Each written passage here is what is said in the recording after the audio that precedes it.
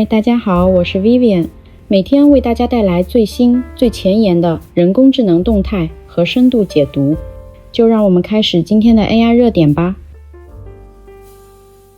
微软计划裁员数千人，尤其是销售团队，这是其精简运营和加大人工智能投资战略的一部分。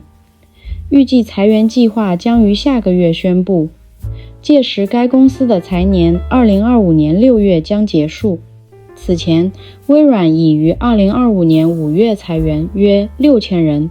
该公司正在将资金重新分配给人工智能项目，例如与 OpenAI 的合作。最近科技圈的大新闻，微软又裁员了。可能有朋友会问，微软不是市值3万多亿的巨头吗？怎么还天天喊着裁员？别急，咱们慢慢掰扯。其实这是和微软现在一门心思扑在 AI 上密切相关，背后藏着科技巨头在新时代的焦虑与野心。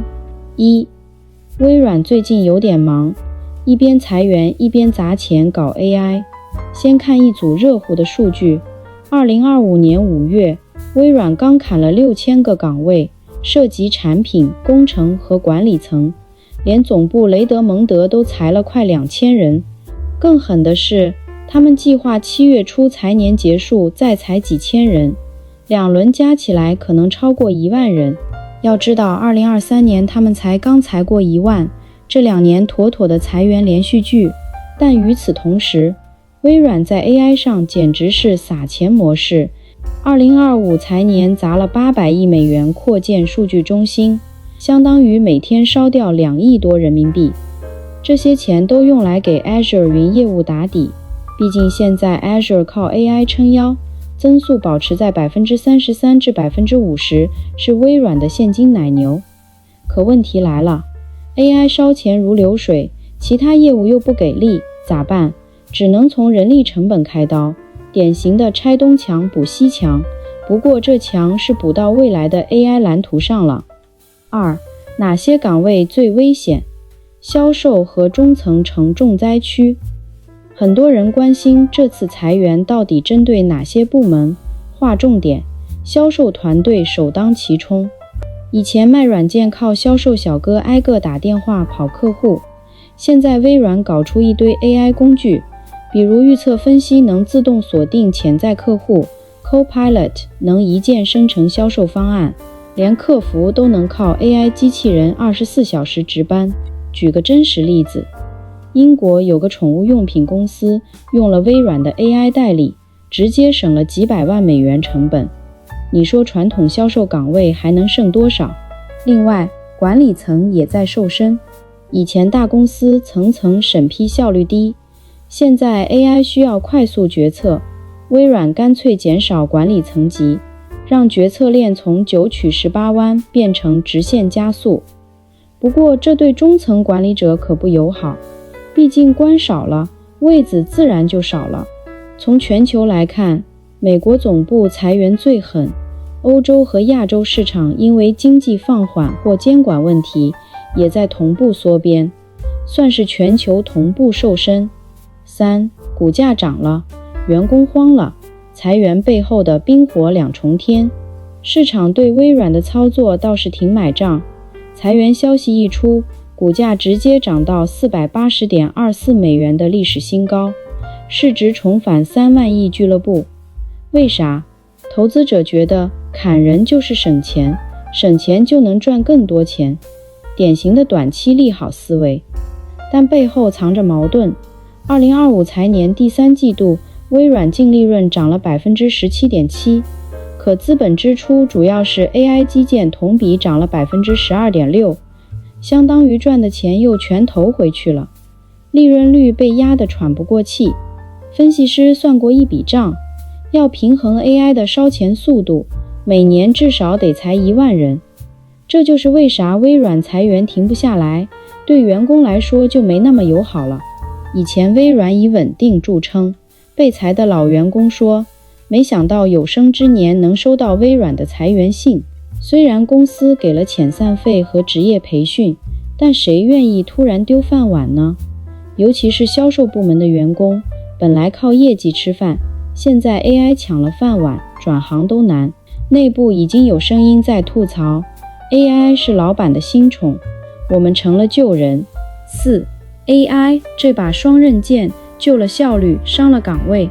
说到根子上，这次裁员就是微软在打 AI 替代战，好处确实看得见，比如他们内部20%至30%的代码现在靠 AI 生成，以前写个程序要10天，现在 AI 帮忙能省9天。客户入职流程用了 Copilot Studio， 效率提升90%，简直是程序员的外挂。对外 OpenAI 的 ChatGPT 背靠微软 Azure， 企业版卖得火热，连特斯拉都在用微软的 AI 训练模型，妥妥的 AI 生态盟主。但问题也来了， AI 省了成本，却让大量基础岗位消失，就像当年工业革命淘汰了纺织工，现在 AI 在淘汰办公室里的纺织工、销售、客服、初级程序员，甚至中层管理。这就形成了一个悖论，公司需要更多 AI 工程师、数据科学家，这些岗位年薪100万抢破头，但同时又在赶走基础员工，导致高端人才不够用，低端岗位不够稳的两极分化。更有人担心，如果科技巨头都这么干，会不会引发大规模失业？毕竟微软、亚马逊、谷歌这2年累计裁员快10万人了，相当于一个小城市的人口没了工作。5. 行业都在跟风，原来微软不是一个人在瘦身，其实微软这波操作，同行们早就开始了。亚马逊2023年以来裁了 2.7 万人，转头在 AI 基建上多砸了 40%。谷歌搞自愿离职计划，把资源集中到 Gemini 大模型上。Meta 更狠，累计裁了近1/4的员工，就为了 All-in AI 产品。说白了，整个科技圈都在搞裁员加投资，两手抓，一边砍掉靠人力撑着的传统业务，一边把钱砸向能赚未来钱的 AI。Salesforce 更直接，因为 AI 让效率提升了 30%， 直接冻结工程师招聘，连 Meta 都开始裁掉 5% 的低绩效员工，理由是 AI 需要更精干的队伍。这说明什么？以前科技公司靠堆人扩张的时代过去了，现在是 AI 精细化作战时代，谁能让 AI 更快赚钱，谁能靠 AI 节省更多成本，谁就能在这场战争中活下来。微软只不过是把这种趋势表现得更极端，宁可暂时背负裁员狂魔的骂名，也要给 AI 让路。6. 接下来微软会怎么玩？这3个点得盯着。首先，7月的第2轮裁员，现在消息说销售市场部门可能裁掉 50% 以上，连 LinkedIn 和 Xbox 这些子公司都可能被波及。尤其是销售岗外包给第三方的趋势很明显，以后中小企业可能再也见不到微软的销售经理，全靠 AI 工具对接了。其次， AI 能不能赚到真金白银？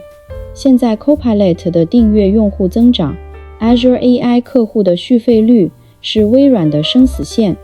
如果800亿的投入能让 Azure 增速保持 30% 以上，那裁员就值了。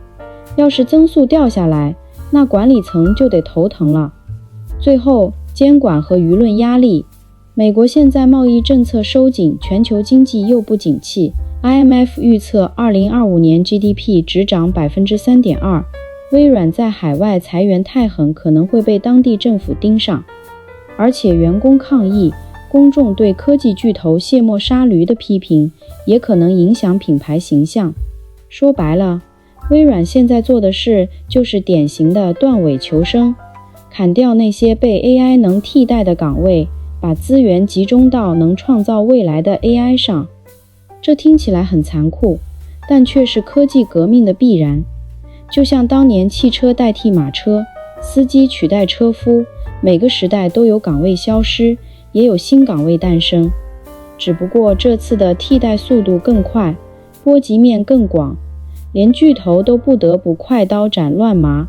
对咱们普通人来说，这也提了个醒，要么往 AI 相关的高技能岗位转型，比如学模型训练、数据分析，要么找那些 AI 暂时替代不了的工作，比如创意设计、复杂决策。毕竟在 AI 时代，能和 AI 合作比被 AI 替代重要得多。最后说句掏心窝的话，微软的裁员潮既是巨头的焦虑，也是时代的号角。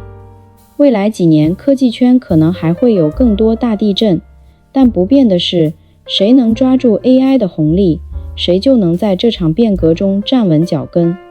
咱们普通人与其抱怨变化，不如想想怎么跟着变化一起升级。